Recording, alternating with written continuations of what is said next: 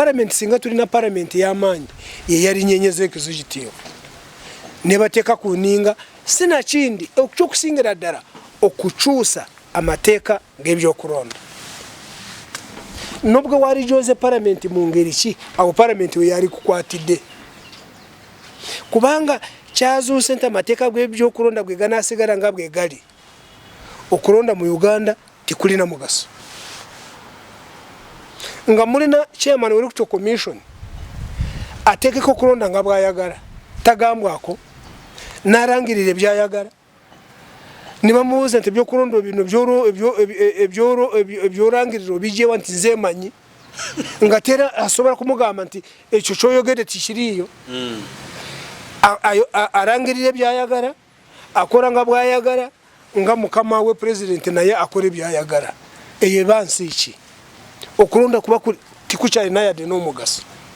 era amateeka gaffe ge tukola mu parliament nago ni garanda kati gatuuse buli wamu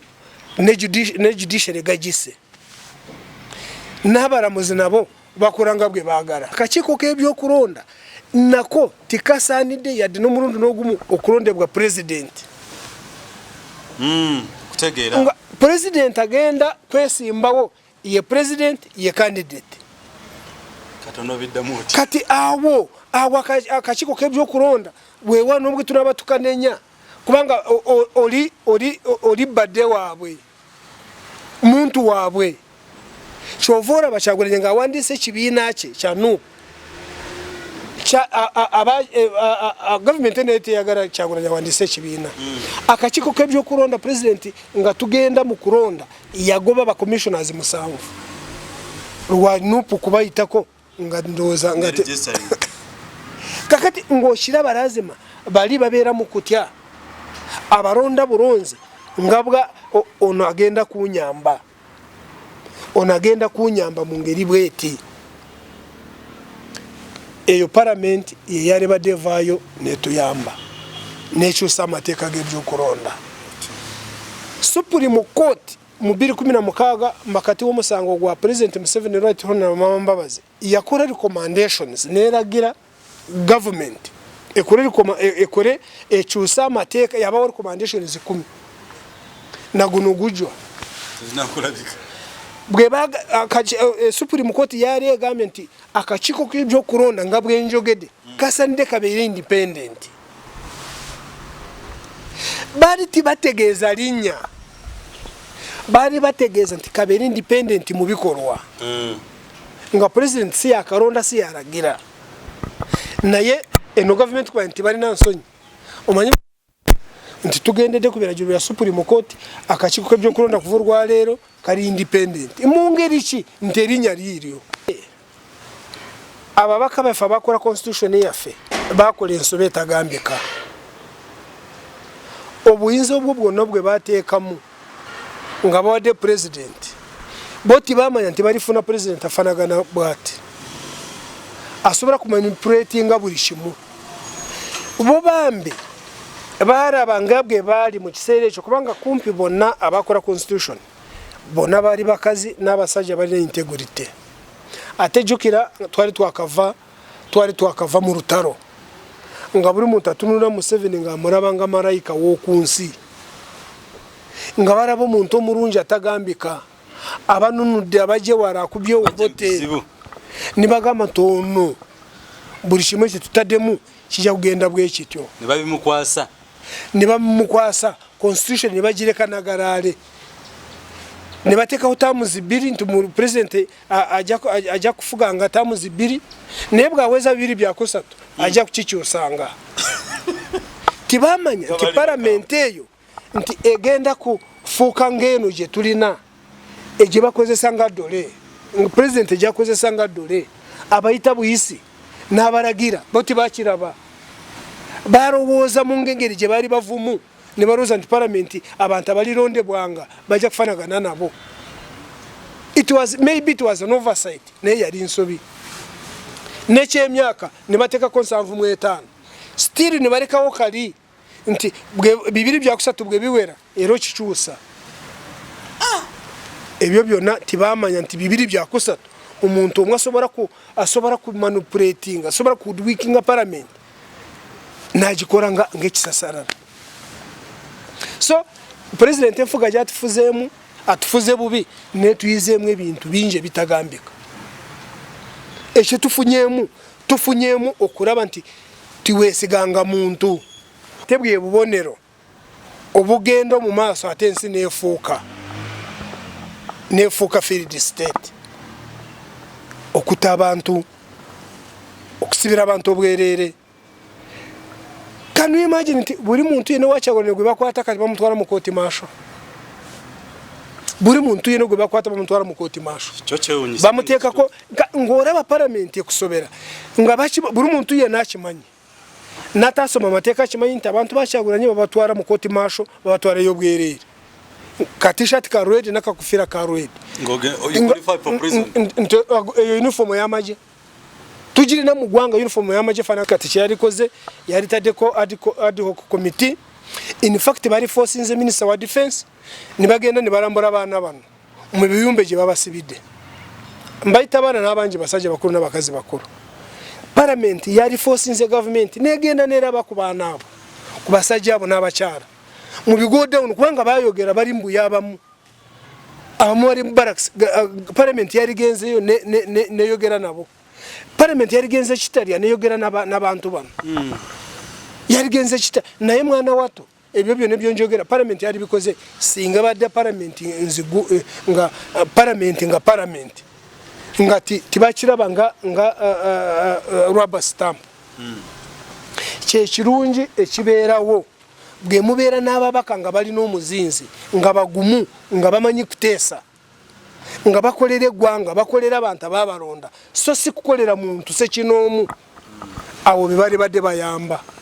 Naye eggwanga lino we lituuse nga kumpi buli institution ekolera muntu omu fe abanansi tusigadde nga nfuuzi.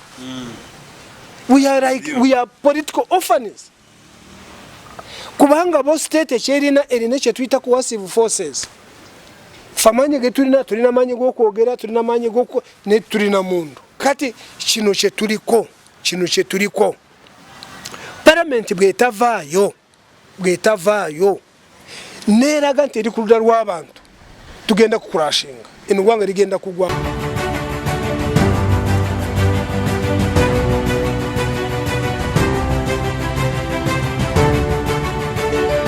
Okay, mikono Japan Flash Lecture no Uganda mwebale nyuma wale kutwagala tukomye kumpoza awamu n'omukulu bya Rugaba omukulu amanyo okusengeka ensonga nga bweyagala ozulira ate bwezitera okuba. Tumwebaza nnyo okulw'obulamu mu Mukama bwamuwadde, tumwebaliza ddala ku nti bulafuna amaanyi agatambulamuko ajja gye tuli ne tuwayamuko ku nsonga ezindayinda mu nsi yaffe Uganda naddala okusingira ddala ku ebyo ebibiina byalabamu abantu ab'amakulu. Naye ekikulu kya byonna tumwebaliza ddala kuba nti eno episode yakubiri bukyanga ebbanga lyamazenga mulwadde kati ngaafunyemu amaanyi agatambula n'okwogerako eri ensi yaffe. Eno this is the third episode. Tumwebaza Omukama naye tumwebaza ddala yeyongera okumuwa obukuumi n'amaanyi nga twabategeezaako nti n'abamu ku mmwe abalina enamba y'amakulu Rugaba bambi mukubireko mujja muwuliza muwayeemuko tulabe kiki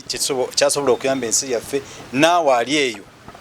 okuyamba ffe asobola okusiga nga ali mulamu kuba singa aba mulwadde temugenda kukola ebigambo bye. And that's why every time we appreciate you left, right and center to make sure that you guys, every time you're informed, you're educated on issues that are running around the nation of Uganda. So for that reason, we're going to talk about kwalenga twebuuza atenga twebaza tumunoonyeza tubuulire kyaddaaki okuvanga okulonda lwekwaggwa Robert Sentamu oba Kyagulanyi the gladiator Bobi Wine yawubyeko oluta mu oba yatambuddeko nagenzeko mu parliament yaffe ya Uganda n'abasomera ekiwandiiko ekyo kitegeeza kyeri ensi koffe katunuleko mu kubya Rugaba atunyonyo namwe abanyonyole gwali eyali eno kiki ekitegeeza omu asobola okunyonyeza ensonga ye mu kubya Rugaba mwe mwamuwadde amannya yes professor is a doctor is a judge of NUP uno wali sebo lamusa kwa tulaba atuwebale kutambula najja kujja tunako lwali abaturaba n'abatuliriza mbebazanyo ekikulu mwebale kugoberera flashlight nange nubwo mbadde ku umuburiri mbadde kwogera mbadde nsobora kwogera n'okuraba nga ndaba comments abamwebuuza bya Rugaba yaragawa n'ekikuru nga mugoberera flashlight kyekikuru wendi omugongo guntawanya naye ba doctor bajja kunzijanjaba nkimanyi nja kuwona now yes ku murundo ogusoose Kyagulanyi yagenze ko mu parliament ng'omubaka abamumwerabira nti takyali mubaka umumanye lya president kubanga gwe mwaronda ye president fegwe twaronda naye kiri akyali mubaka wa Kyadondo akoko kakyaliyo so yagenze ko mu parliament tiyagenze namusimire tiyagenze nga mubaka okay okwingira mu parliament definitely okwogera otekwa kubeera mubaka naye engeri yayogeddemu omungeri special mungeri special atenga mungeri ya kyewuunyo. In fact speaker yamuwadde obudde sikiwa nti mu byafaayo bya parliament abaali bafunye obudde obwo batono nnyo okukuwa obudde obwo noyogera eri parliament nosoma n'ekiwandiiko banga ababaka mukimanye ebiseera bya covid nibwo etali badde covid abantu bangi ababaka bangi bakwenda kikabiri 3 naye yamuwadde obudde obumara nayanja ensonga ze mpaka nazimaliriza. Now nsonga ki ezamutute mu parliament tiyagenzeeyo okuteesa buteesa nga bulijjo wabula yagenzeeyo kwogera ku bintu bibiri kwogera ku bintu ebyava mu kalulu ekyokubiri n'okwogera ku bantu abannayuganda abawambibwa abattibwa ababonyabonyezebwa gavumenti eno nga banupu ye pulezidenti waabwe alina kuvaayo kigende ku kye tuyita Hansard. Eyo Hansard kintu kya byafaayo mu parliament n'omuzukulu alisomako aligenda mu parliament n'amanya nti Kyagulanyi mu mwaka gwa 2001 yagende mu mwezi gw'okusatu nayogera bwati. In fact kibeera kikuru bw'oba oyagala kumanya omubaka we oba ayogera oba tayogera ogenda mu kintu kitibwa Hansard nibakuwa nibagamba mubaka we yayogera bwati yayogera ku kino yayogera endakiika bweziti. Now ekisooka yagenze kwanjulira parliament ebyava mu kalulu wabula si ku byanjula byokka ng'asaba n'okulabula n'alabula parliament nti tibasaanidde kusirika ku bintu ebyalabikirako mu kampeyini nebyava mu kampeyini kubanga yabagiddeyo nebyafaayo nga bwentulu kubagamba akalulu akaliwo mu 8 oluvannyuma ebyaliwo kati byebikomyewo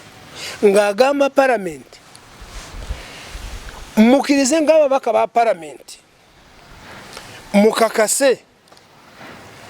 obutali bwenkanya obugenda mu ggwanga lyaffe oba muveeyo mubawakanye kubanga okiraba kyali kyakwewuunyisa weewawo parliament yali mu recess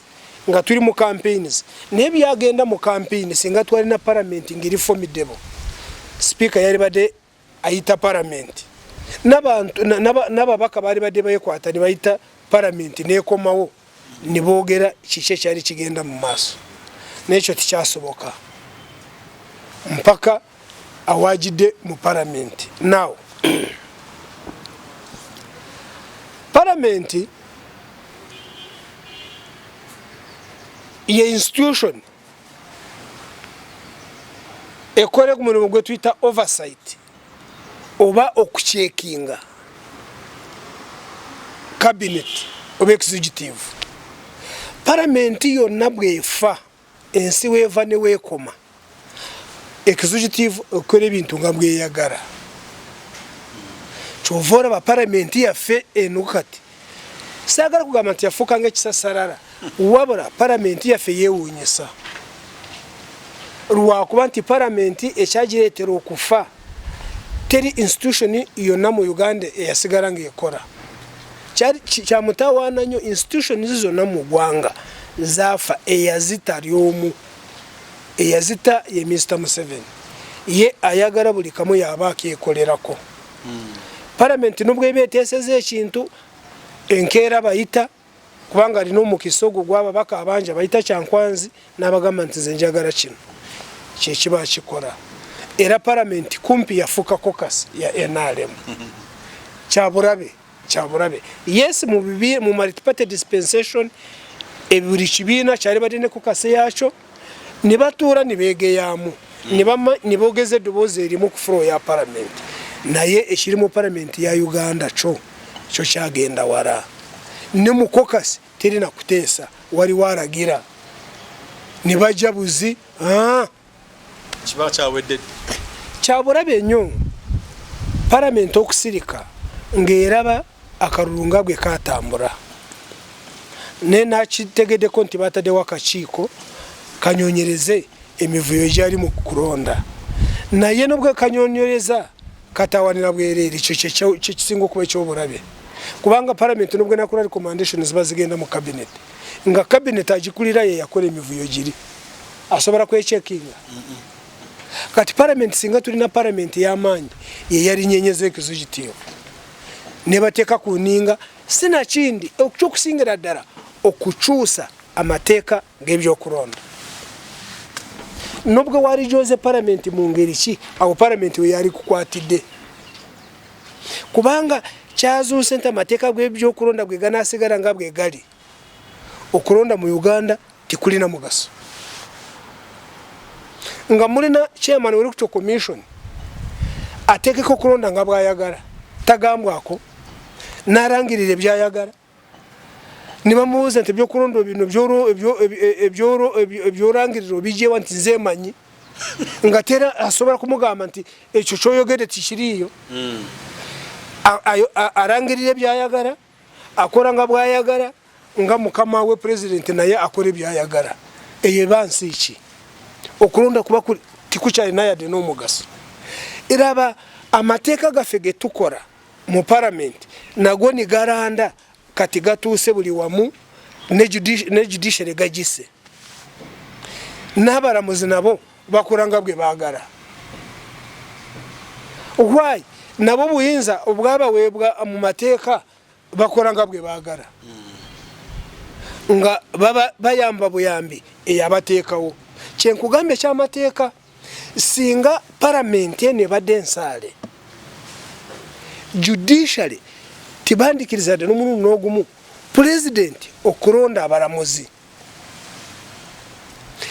parliament tiyandikiriza dde n'omulundi n'ogumu okukola etteeka nga president yalonda akakiiko k'ebyokulonda nga ye candidate ye president amateeka abalamuzi ge bakola bakolera president waabwe nga ye candidate gwe jjukira akomawo nga baagala kumuwozesa eyabawa ate jjukira mu Uganda kati bwe bakuwa buli kifo kye bakuwa baba bakuwadde okulya omuntu akuwadde okulya ng'omusalira omusango mu ngeri ki tikisoboka kati parliament in fact akalulu kano kakyagulanye kali badde kabazibukula amaaso ne baraba ne bamanya nti weewawo tuli ba NRM abasinga obungi naye bwe tutaveeyo okutereeza amateeka ensi egenda okufa ekyewuunyisa ensi eno bw'ebeefa teronda muntono wa NRM wa DIPO no wa FDC kyekimu UPC bwe yafa ensi kumpi yonna neefa ekyo kyali badde kibayigiriza era kyovula president akugamba nti Obote yalondanga abalamuzi n'ateekamu ebipinga n'ateekamu ebicupula ebibye ebinaamukolera ono kyaddamu kyazeemu yes so ekyo kyali badde Kyagulanyi kyabadde ayogerako n'abagamba nti mwogere oba musirikire ddala naye ensi eri baraba kyamutawaana nnyo amateeka g'ebyokulonda era nakyogera ko era nkidamu eno parliament yo 11 bwe naba nga tekyusiza amateeka g'ebyokulonda nga tekyusiza amateeka agakwata ku presidency nga tibaturiminze ebiwawaatira president ebyalina kubikendeza amaanyi this country will crash. I'm telling you. Nobwe tuna we bali berede ba ekitongole kiramuze we cyari bade independent ngati kirina ngati subscribing ku muntu oli president Kenya abaramuzi bakuba application abaramuzi ba Supreme Court ne Chief Justice ne they apply ba applyinga ne bakora interview mu public yo nange baraba wali wakachiko akateke bwawo chovoraba Kenya basobora no kusaza muki okuronda Mr. Magara nga obamagaro bani amanyaga gaba na Kenya mazemo na yenga ekikuraga nti Chief Justice we Kenya tiyatya ani yamuwa obuyinza kubanga tiyali president yasazamu akachiko yasazamu okuronda kobwa akaruru ka president nga president yaliwo uwe yali incumbent yali tamulina ko buyinza oli yasara independently manyi gabantu yes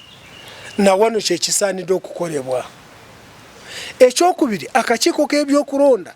nako tikasaanidde yadde n'omulundi n'ogumu okulondebwa president kutegeera nga president agenda kwesimbawo ye president ye candidate katono biddamu kati awo akachiko k'ebyokulonda wewa n'obwe tunaba tukanenya kubanga oli badde waabwe muntu waabwe kyovora Kyagulanyi nga awandise ekibiina kye kyanu government nete yagara Kyagulanyi awandise ekibiina akachiko k'ebyokulonda president nga tugenda mu kulonda yagoba ba commissioners musanvu lwa nupu kubayitako nga ndoza nga kakati ngoshira barazima bali babeera mu kutya abaronda bulonzi ngabwa ono agenda kunyamba mu ngeri bweti eyo parliament yeyale badevayo netuyamba nekyusa amateeka g'ebyokulonda Supreme Court mu 2016 makati w'omusango gwa President Museveni Right Honorable Mama Mbabazi yakora recommendations neragira government ekore ekyusa amateeka yabawo recommendations 10 na guno gujwa zinakulabika bwebaga Supreme Court yari egambye nti akachiko k'ebyokulonda nga bwenjogede kasanide kabeere independent bali tibategeeza linnya bali bategeeza nti kabeere independent mu bikolwa nga president si yakalonda si yaragira naye eno government kwa nti bali nansonyi omanyi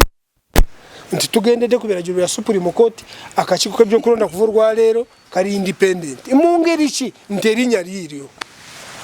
independent being nominated by one person kakati nze nganze byarugaba bwendi wano omuntu n'agamba nti byarugaba twagala okyuke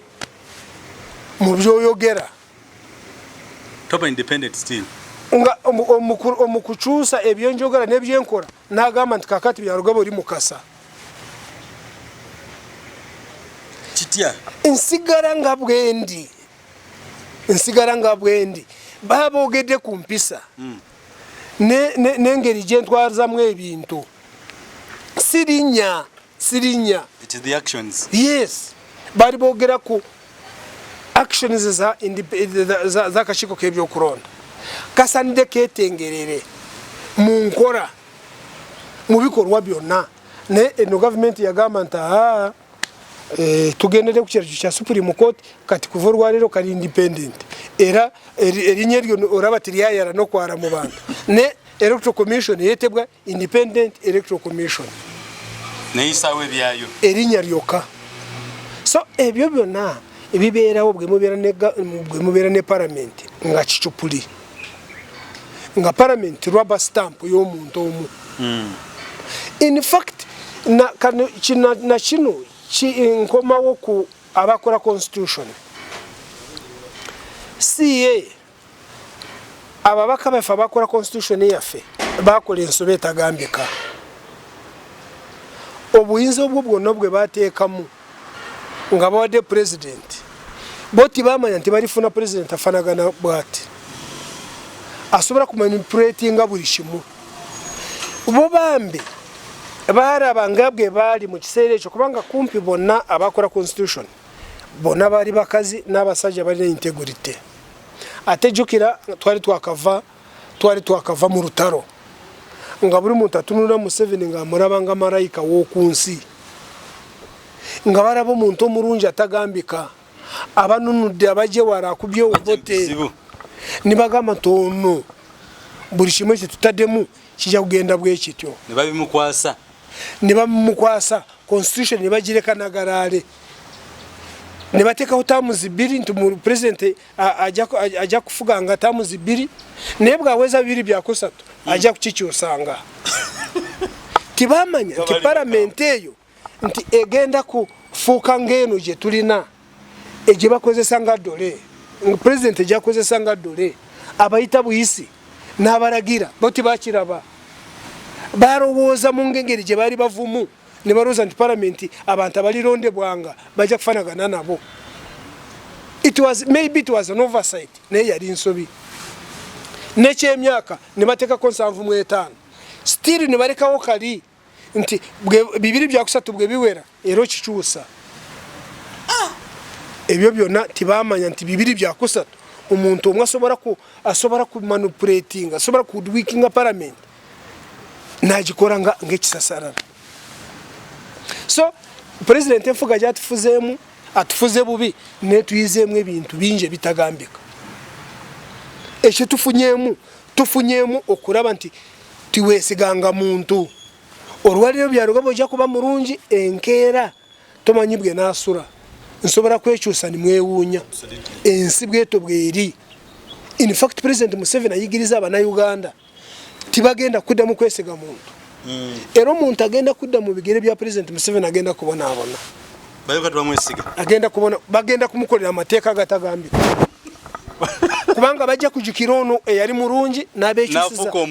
n'afuuka omuntu gwe batarabangako ku nsi omubi. Now so Kyagulanyi ekyokubiri kye yatadde mu palamenti yatadde mu report y'abantu be abawambibwa abatibwa. In fact jo n'arabye waliwo omukyala gwe bawamba Emityana yali kansara bwe bamutuuse eyo ne bamukuba bamuyita Diana Nanyanzi era bamusudde emyanzi omulambo bagusudde emyanzi. Bwe bamuwamba kirabika bamukuba nnyo ne balaba engeri gye banaamutaddeyo nga tikikyasoboka ndowooza ne bamutira ddala ne bamusuula myanzi n'ekyo era yakyogeddeko. Kyagulanyi kintu kye yayogedde mu palamenti ababaka bali mu palamenti abataabaddeyo mugende mu Hansard mugireyo Kyagulanyi byayogedde era yagambye palamenti bw'ati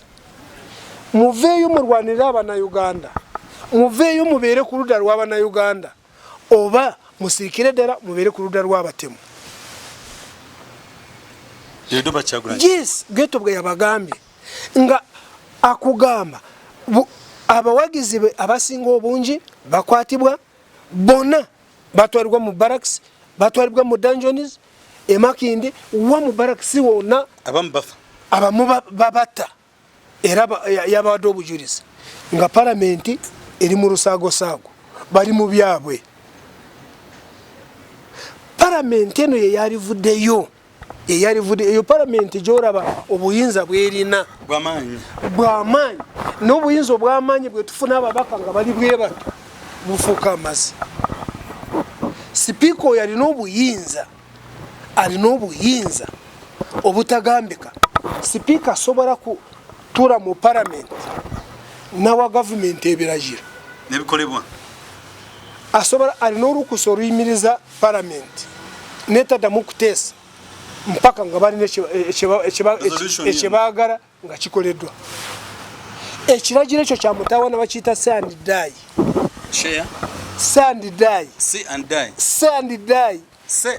ye bweto gwe bakaframinga bweto gwe kali bwakikola bwato sandidai mu parliament teri muntu n'omwe abakyakirizibwa kuyita parliament buli bwafuluma bwati ng'akoze sandidai bwabiwedde nga basazeewo nti kino kye kiba kikolebwa parliament tokyagiyita ge mateeka ga Uganda tibawula yinzo bagamba mbayise ekyo kiragiro aba abasibye yakikolako in fact yakikolako olumu speaker government ekyeyali yekubanye n'omuntu omu ne bakijjawo amangu ddala baali bayise mu deputy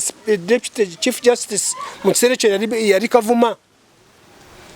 nga waliwo ekyaganye parliament yali agambye parliament teyogera ku musango ndowooza gwali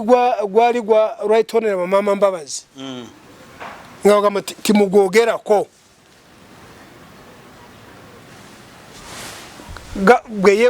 omwana oyo bamuyitanga Rutaro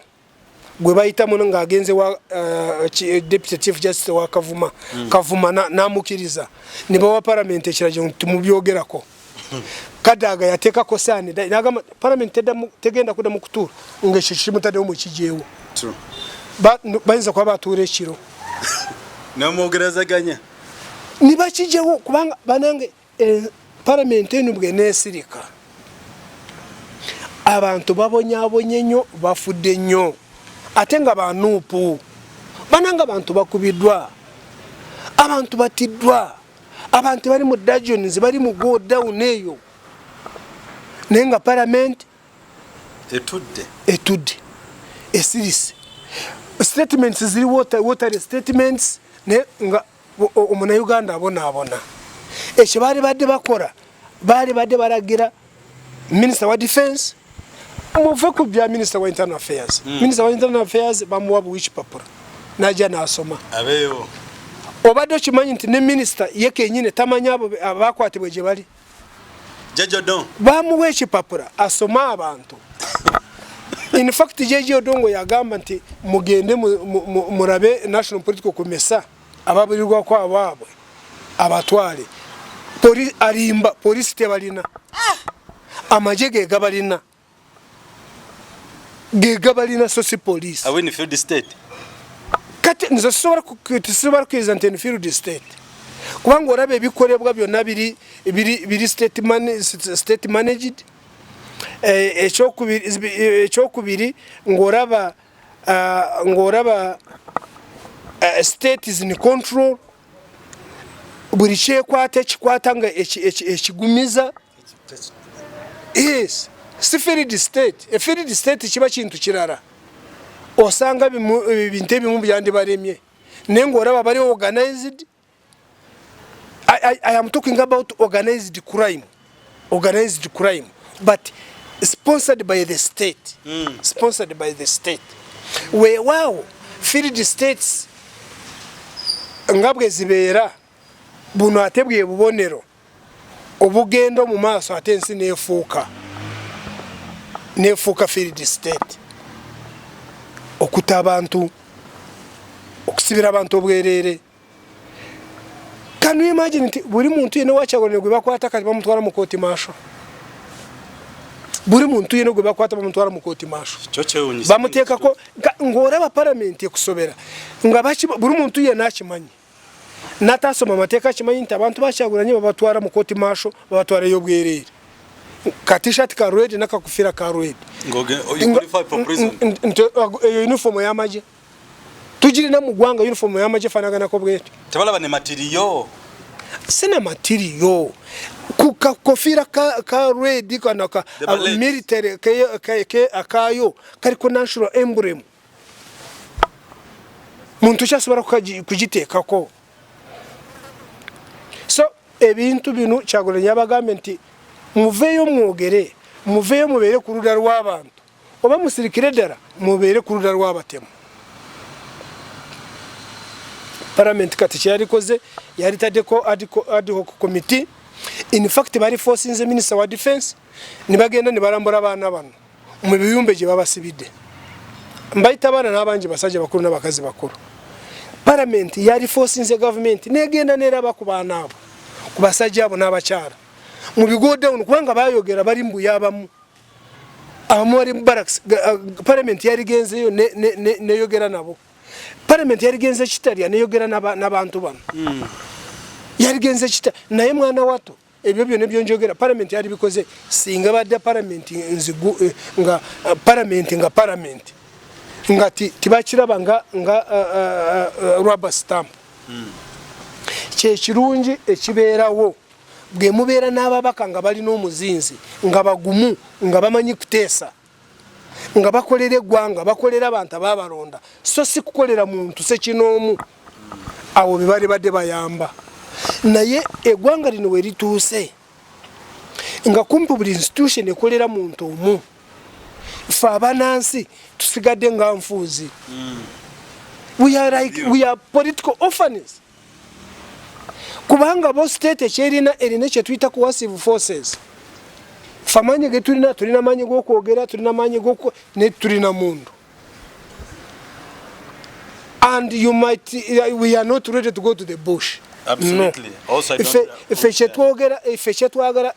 abanansi twagala tukyuse eggwanga lino mu mirembe.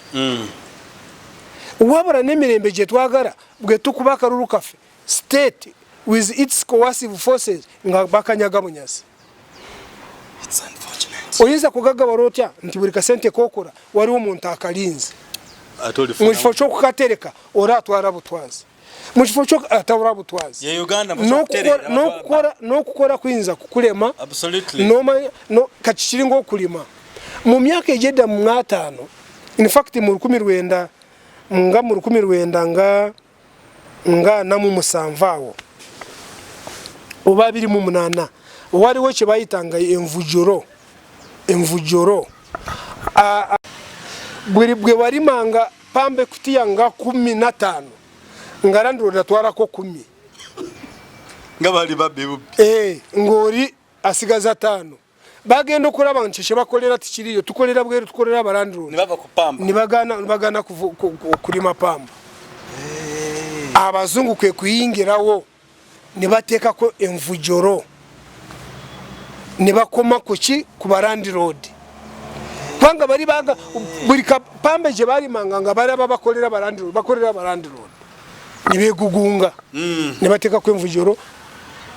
biri ebyokukolera abalandlords nibabijawo nibatereza nibadamu nibalima pamba. Kakati kino kye tuliko Parliament bwetavaayo neraga nti eri ku ludda lw'abantu tugenda kukurashinga eggwanga ligenda kugwako. Ngenda kumaliza n'ekintu ekimu ekyababaka ba NUP. Waliwo obutambi bwendaba nga butambula nga baagala kuteeka Kyagulanyi ku nninga nga bamugamba nti ababaka bo ba NUP gavumenti yabaguze. You see mu ggwanga muno bw'otegenderera abantu bangi bayinza kutomeza nga balina gwe bakolera naye nga bakuleetera bulimba oba abantu bo ne babajetekako ebintu ebitaliyo. Bagamba nti NUP ababaka kumpi nga 11 gavumenti eno yamaze okubagula. Bitingana nnyo ngambo tetulina evidence naye kambabuulire ekyo nze sisobola kukikkiriza. Ndaba propaganda ey'okwagala okwonoona ekibiina kya Kyagulanyi NUP. Kabe president ono nze mukulaba okwange tasobola yadde n'omulundi n'ogumu okwetantala okugula abantu bano ba NUP. Tebamugattako. Ekisooka very expensive for him, they are too expensive for the president.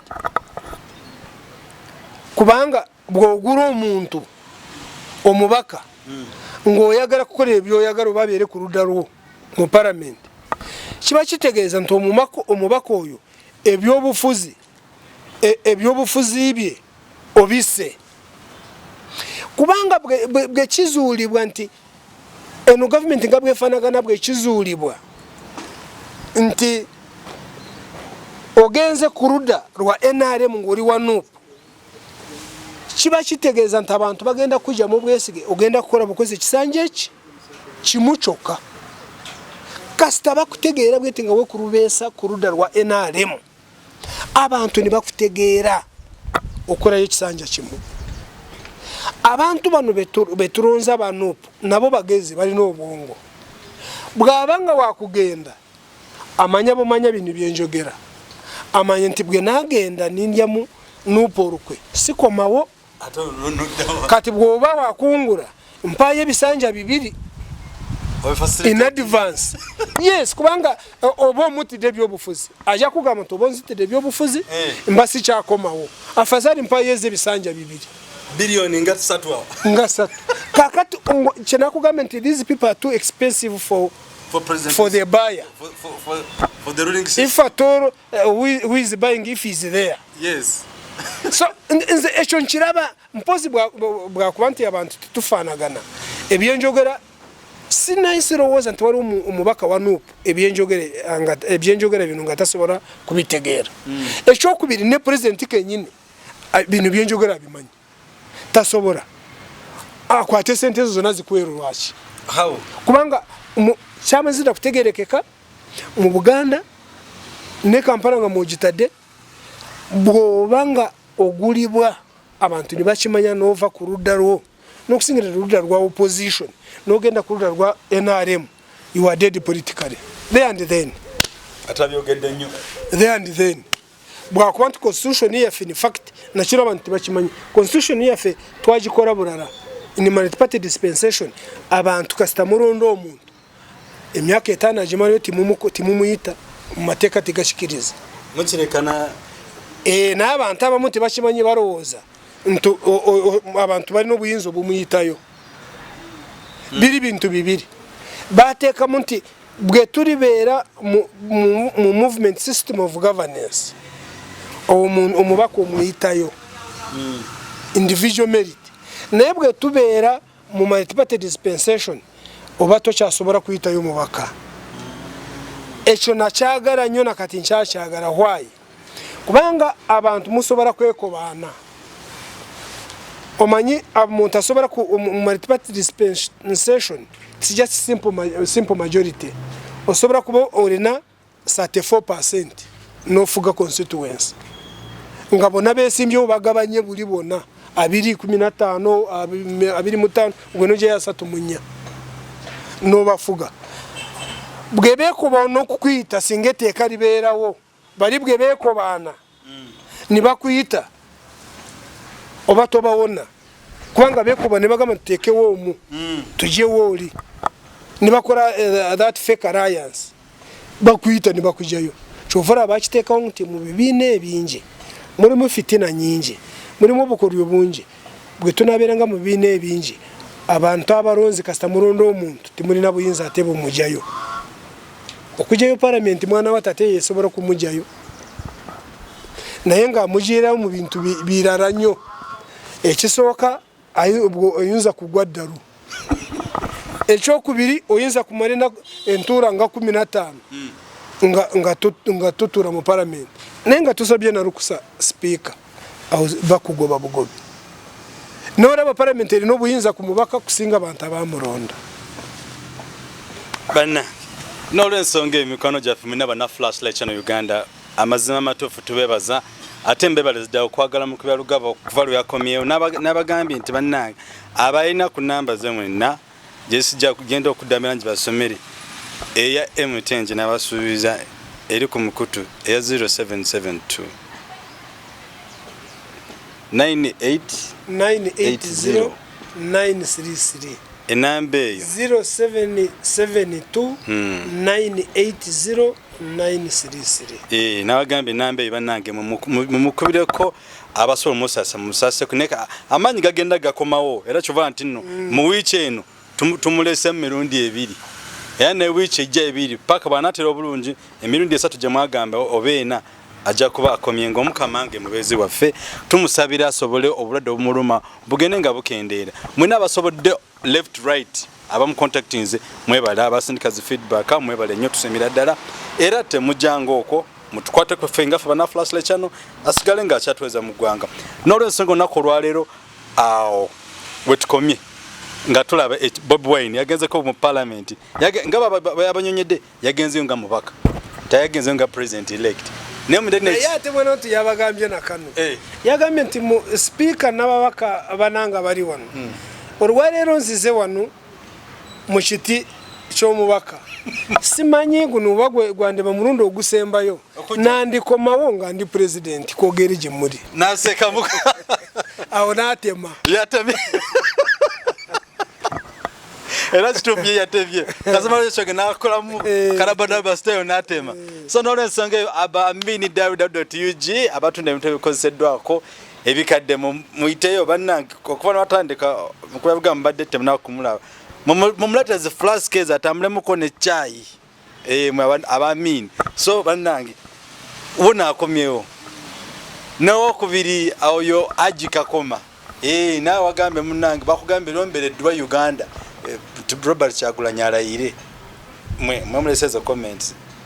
naffe mutukize tuteme